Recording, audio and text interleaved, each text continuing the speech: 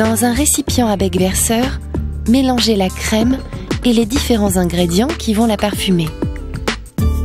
Ici, c'est de la grenadine qui est ajoutée à la crème, afin de réaliser une émulsion sucrée qui va en plus apporter une légère coloration. Bien mélanger la crème et la grenadine.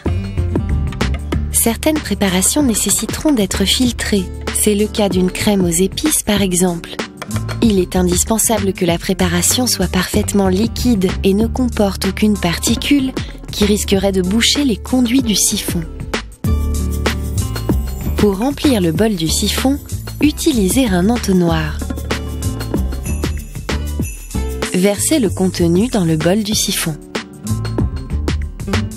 Pour que le siphon soit aussi froid que possible, le laisser au réfrigérateur jusqu'à son utilisation.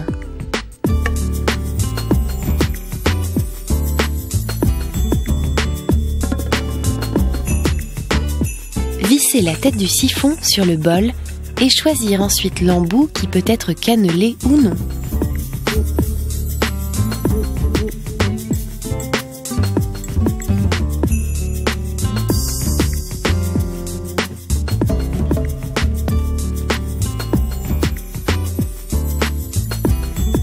Déposez ensuite une cartouche de gaz dans le chargeur.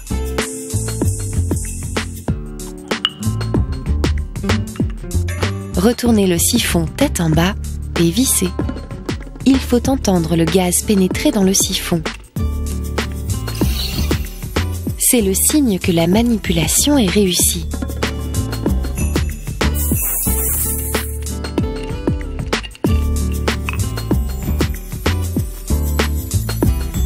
Selon les modèles et la quantité de liquide, il pourra être utile de rajouter une seconde cartouche. Attention toutefois à bien se référer à la notice d'utilisation du fabricant pour respecter les consignes de sécurité.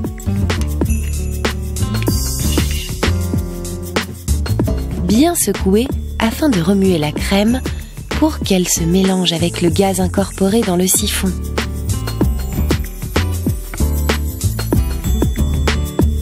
Dans un ramequin, testez la qualité de l'émulsion afin de vérifier qu'elle est prise. Il se peut qu'elle ne se tienne pas assez.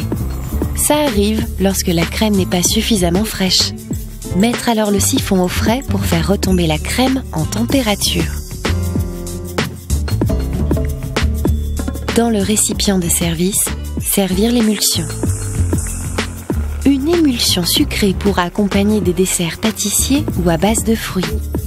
Une émulsion salée aromatisera tout plat ou entrée selon les arômes incorporés à la crème.